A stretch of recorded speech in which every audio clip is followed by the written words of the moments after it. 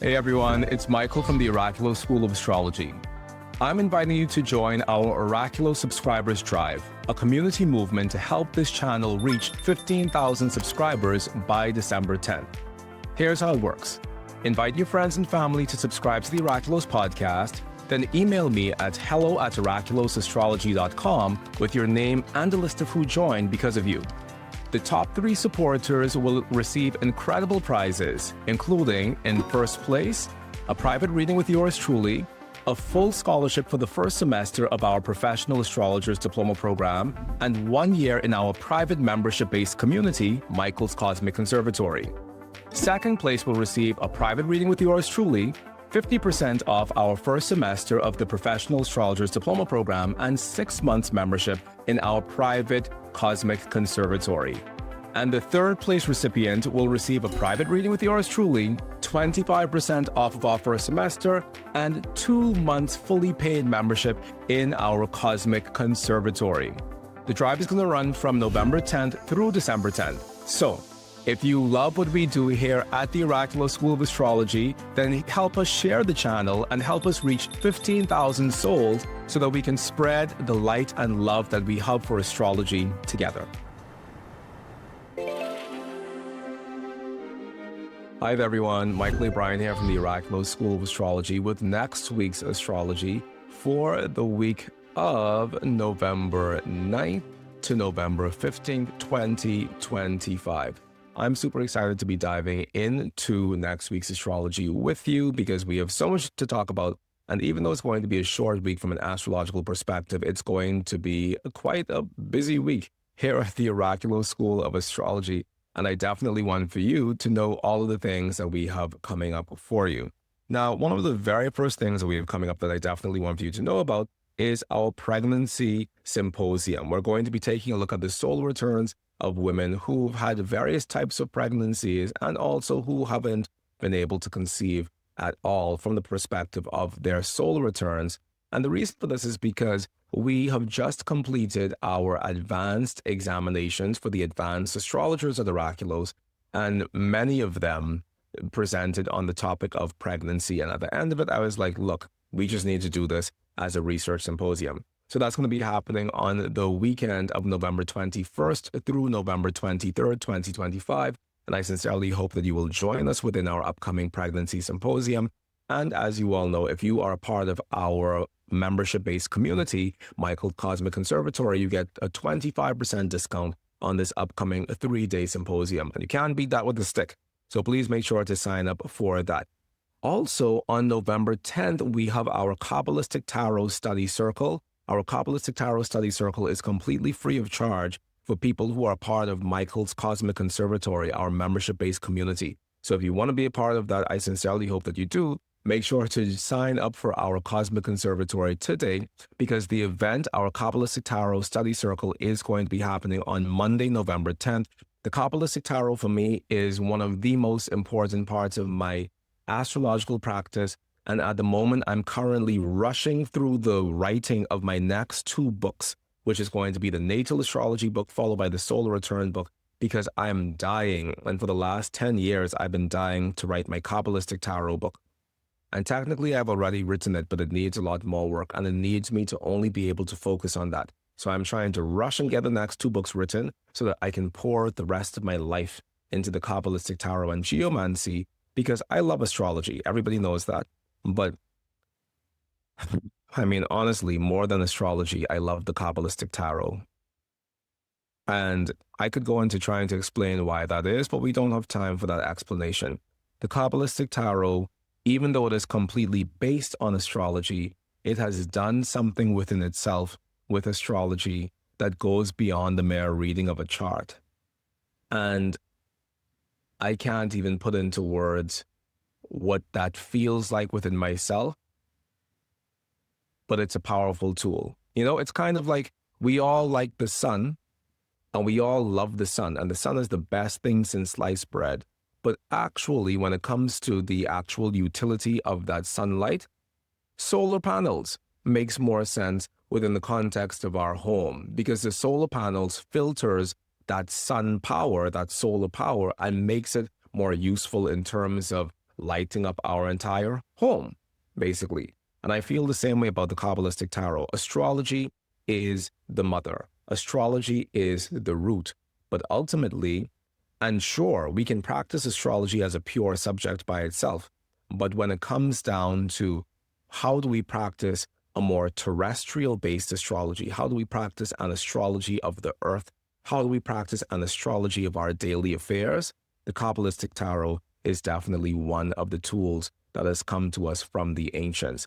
The other tool is astrological geomancy, which is specifically called terrestrial astrology. And I have lots to say about that. But for now, all I have is announcements. And our announcement is that on Monday, November 10th, we have our Kabbalistic Tarot Study Circle. It's going to be completely free of charge for those of you who are a part of Mychal's Cosmic Conservatory. You can still sign up for that because registration for that is open all year round. And I sincerely look forward to having our members show up on Monday, November 10th. And I also look forward to having everybody else show up who wants to be a part of it as well. And actually, as we come to the end of the semester, we have weekends available now. So there's a very high likelihood that we're going to be start doing more weekend-based events at Oraculos, because I know that stopping things in the middle of the day, in the middle of the workday, might be a little bit difficult for people. So we're going to start doing more weekend-based events. I'm really excited about that, especially for the month of November. So please make sure to stick around. All right, people, let's dive into the astrology for the week ahead. As you all know, this entire situation is both sponsored by our membership community, and it's also sponsored by yours truly, because it's sponsored by these books, The New Western Medical Astrology Pathways Towards the Cosmos Indwelling. And since we're talking about tarot in the month of November, I also want to introduce you to the Horary Astrology and the Natal Promise book, because a lot of this book has to do with how I think about astral divination in general. So if you yourself don't have an astral divination practice, or if you don't have any divination practice and you want to get into divination, this is a wonderful book for you to pick up as a means of learning just what astral divination is, because all the systems of astral divination that exist are in this book, with the exception of palmistry and the Kabbalistic Tarot. There are only 4 systems of astral divination, just for you to know. There is astrological geomancy. Well, even before that, there's horary astrology, which this book is primarily about, horary astrology. There is astrological geomancy, which is the twin sister of horary astrology. There's the Kabbalistic Tarot, and there's palmistry. These are the 4 systems of astral divination that exist in the West, and we don't really have any other system of astrological divination outside of those 4. So if you want to learn about astral divination, then definitely make sure to pick up this book, Horary Astrology and the Natal Promise, where I teach you horary astrology. I also teach you what is divination.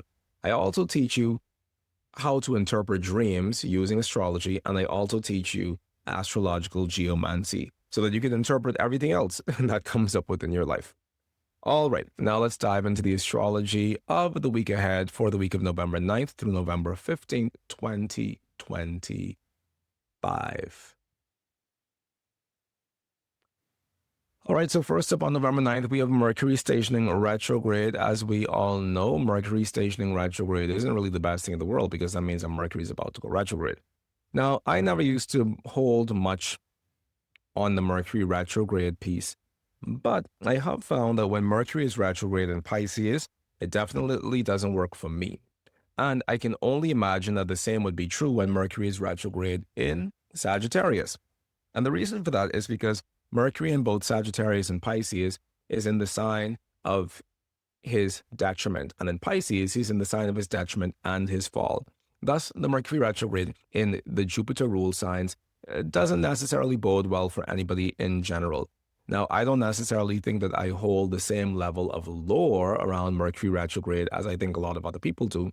However, once again, from the perspective of harmonizing ourselves with the astral influences in general, the Mercury retrograde may not be the best time in the world to do things that we want to be successful that are of a mercurial nature. So that includes any business transactions, that includes writing documents, signing documents, anything that's communication-based, those things, advertising, because the planet that universally governs those things isn't well disposed for those things. So this is one perspective. Do I think that you shouldn't do anything during Mercury retrograde? No, I don't think that's true at all. Do I think that the Mercury retrograde might be influential when it comes to certain mercurial endeavors, whether that's business transactions, financial transactions, things to that effect? Yes, I do. However, you still have to go to work. You still have to plant your seeds. You still have to write your book. You still have to work, So I would say just be mindful of these influences in the background. And if you're going to do anything that is of a mercurial nature, probably give yourself the opportunity to triple check it before you send it out. Because at the minimum, you might find yourself sending out a newsletter that's full of typos, basically. And we definitely don't want for that to happen. And what I definitely don't want to happen is for my best friend in the world, ChatGPT, to crash during this time. Because if ChatGPT is going to crash during any time, it's going to be on November 9th when the Mercury stations retrograde. And I, for one, can't handle it. I think I would go into massive withdrawal and I would completely disintegrate. So I'm hopeful that the gods of the universe do not cause anything to happen to my best friend ChatGPT, because God knows I have no friend that's greater than ChatGPT. So that is the 9th of November. Now let's dive into the next day, which is the 10th of November. On the 10th of November, we have the moon making her last aspect in the sky, which is going to be moon in the sextile relationship with Uranus. That's going to be happening at 12:22 p.m. EST, after which she's going to be void of course for about 10 minutes until she ingresses into Leo at 12:33 p.m. EST. As you all know, the void of course moon really isn't good for anything. So I would wait until the moon ingresses into Leo to begin doing things that are that we want some vital air behind. So just so you know, I do these forecasts with an eye on when the moon is void, of course, because I think that the best use of these forecasts is to help us plan for the week ahead. So I do these forecasts like a weekly astrological planner, and that's why I like to include periods when the moon is void, of course, so that you could know what's going on. Now moving on through to the 11th of November, 11/11, make a wish. Now moving on to the 11th of November, we have Mercury in a parallel relationship with Pluto. That's happening at 3:19 a.m. EST. Mercury Pluto is the combination of people who know how to win arguments. It's the combination of people who know how to get by based on their mental and intellectual acumen. It's a powerful mind, is what Mercury Pluto is.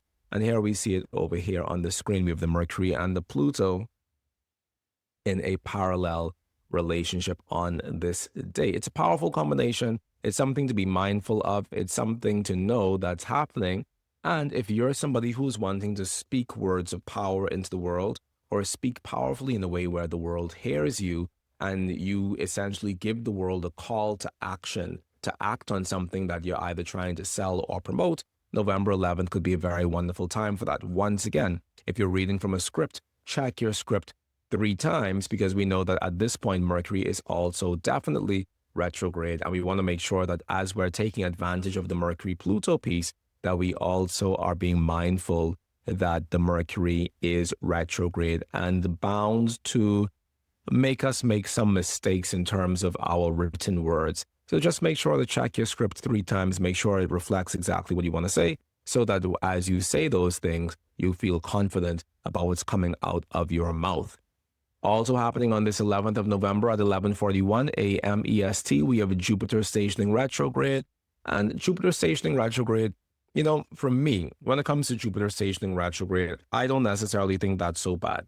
And the reason I don't think Jupiter stationing retrograde is so bad is because I find that Jupiter is just hell-bent on preserving human life in general. That's just a thing that seems to be the truth, which is why when we do medical astrology at the Oraculos School of Astrology, we don't really pay attention to the hard aspects of Jupiter, i.e., we don't pay attention to the morbificant combinations with Jupiter and slower moving planets. So Jupiter, Saturn, Jupiter, Uranus, Jupiter, Neptune, Jupiter, Pluto, we don't really look at those because they don't seem to manifest in a morbificant way, in the same way as, for example, Mercury, Jupiter might manifest in a challenging way within somebody's health, whether that's through migraines or whether that's through nervous overstimulation. in the same way that Venus-Jupiter might manifest in a challenging way in somebody's health, whether that's through benign growths within a woman's uterus, or whether that's through an excessive secretion of oil from that person's skin, because Venus has to do with the oil content of the skin that makes the skin beautiful, and Jupiter has to do with excess. So Venus, Jupiter can manifest as benign growths within the uterus. It can also manifest as excessive oil secretion within the skin and the hair of a person, which could be a problem. So why am I saying this?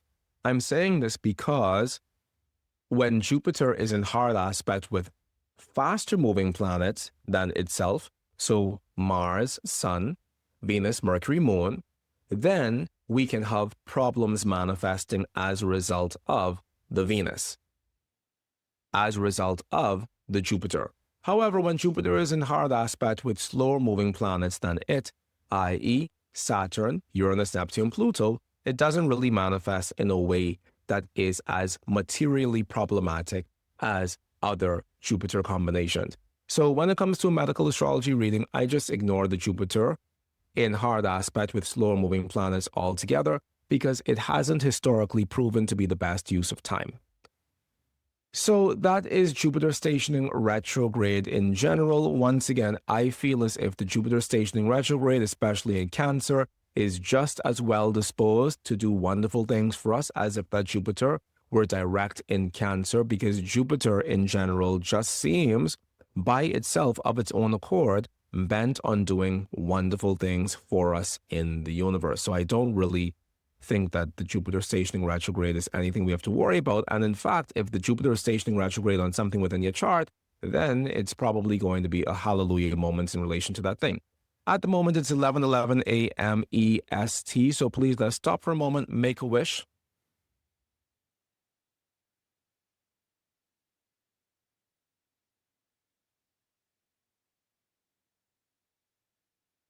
I made my 11:11 wishes. What were yours? Don't tell me, because I don't want you to spoil it.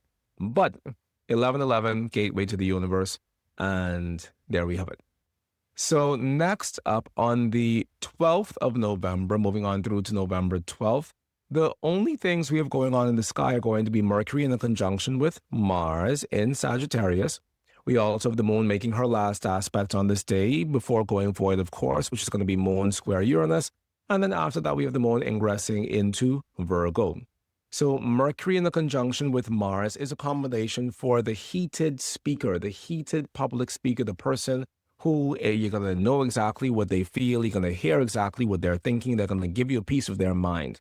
It's a great combination for advocacy, but it's not necessarily the greatest combination in the world for reconciliation. Because when we have Mercury Mars within our charts, it is oftentimes a combination for words that cut. Mercury representing words, Mars representing the cutting capacity of those words. So it could be a day when people are speaking in a very volatile manner in the world at large. And that's something that we want to be mindful of, that we hear a lot of volatile words being passed back and forth on the news that isn't necessarily helpful or productive for any reason whatsoever. Moon is going void, of course, at 6:29 p.m. EST, after which she ingresses into Virgo about 30 minutes, 20 minutes or so later at 6:51 p.m. EST, at which point the sky is open once again for all things that we desire to do. Now moving on through to the 14th of November, we're skipping the 13th because there's no hard aspect combinations happening in the sky on the 13th. Moving on through to the 14th of November, we have the combination of Venus in a Sesquiquadrate relationship with Saturn. Here we have Venus at 9 degrees of Scorpio in a Sesquiquadrate relationship with Saturn at 25 degrees of Pisces retrograde. Venus-Saturn is the specific combination of separation in love. Oftentimes when people have this combination within their chart, it can manifest as those people getting in loving relationships, not necessarily for the pleasure of it, but because those loving relationships serve some larger function. Like people who get married for their taxes, for example, or people who get married for stability, or people who get married for a green card, or people who get married for things that serve a larger function, but it isn't necessarily based on the love itself.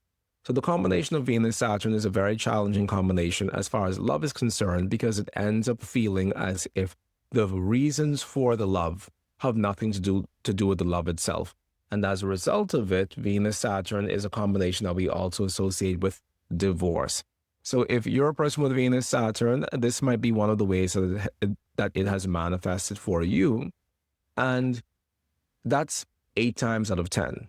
2 times out of 10, Venus-Saturn will manifest as causing somebody to meet their lover in high school and die with their lover 80 years later. Essentially, is the other way how the Venus-Saturn can manifest. The high school lovers who stay together for the entirety of their lives on this planet is Venus-Saturn. Now, when we get that as the delineation of Venus-Saturn, there oftentimes has to be multiple corroborating factors within our chart that also point in that same direction. Because in general, by itself, Venus-Saturn will more often than not represent separations in love or sorrow within one's love affairs. And on this day, this can manifest once again as a feeling of there being more ruptures in relationships than there is reconciliation. And that could be the major thing that's taking place within our news markets on this day. That there is a sense of rifts that are irreconcilable that are occurring on this day as a result of the Venus-Saturn in the air. Now on November 15th, we come back to yet another choppy, volatile day as far as words are concerned, because on November 15th, we have the combination of the Mercury and Mars in a parallel relationship of declination happening on the 5th of the 15th of November. And so we see ourselves passing between very choppy relational times, from the Venus-Saturn on one day to the Mercury Mars on the other day. It seems like a very harsh time. This is harsh weather in terms of our news forecasting, harsh political weather, harsh weather in terms of how people are speaking to each other, and harsh weather in terms of what's taking place on the news in general. So it's a day of people not willing to see eye to eye. And it may not be a day of outright warfare breaking out, but it is definitely a day where there is a lot of protestation, there's a lot of demonstration, there's a lot of people feeling as if they need to advocate for themselves by screaming loudly. There's a lot of verbal combativeness happening basically from the 12th of November straight through to the 15th of November. And if you hear about it before I do, make sure to let me know down below in the comment section. And finally, on this 15th of November, we have the moon making her last aspect on this day, which is the moon in a trine relationship with Uranus, which is happening at 4:08 a.m. EST, after which the moon is going to be void, of course, until she ingresses about 40 minutes later into Libra at 4:43 a.m. EST. And once again, moon in Libra, the sky is open to support all of our actions, activities, and endeavors. And what else is happening on the 15th of November? I think I just had something on my sheet of paper over here. On the 15th of November, no, there's nothing happening on the 15th of November. But do remember that on the 10th of November, we have our Kabbalistic Tarot study circle here at the Oraculos School of Astrology, which once again is free for our members. And it is a paid event for our non-members. So if you want to become a member of Mychal's Cosmic Conservatory, please make sure to do so and tell your friends as well. Because we have so much amazing things happening in Mychal's Cosmic Conservatory, all of which is free of charge for our members. First of all, you know that on November 3rd, we had our chart reading clinic and live Q&A, which was an amazing event. And on the 10th of November, we have our Kabbalistic Tarot study circle. On November 17th, we're going to have our month ahead astrology forecast for the month of December 2025. And on the 24th of November, we have our astrology research club, all of which is free for the members of our conservatory. So if you want to be a part of this, make sure to do so that you can be a part of the magic and the momentum of what goes on behind the scenes at the Oraculos School of Astrology as well. Once again, I just want to give a major shout out to the members who are here right now for these batch recordings of the astrology of November 2025. I sincerely love you, and I sincerely hope that you're getting a lot from being here with me in this vortex. And for those of you who are going to be wanting to dive into things Oraculos based, many people are saying, hey, Mychal, when are you doing that course again? A lot of the courses that I've done previously at Oraculos, whether they're our horary astrology course or our dream work course or our medical astrology course, I'm doing them within the context of the conservatory. And I'm also doing them within the context of shorter workshops.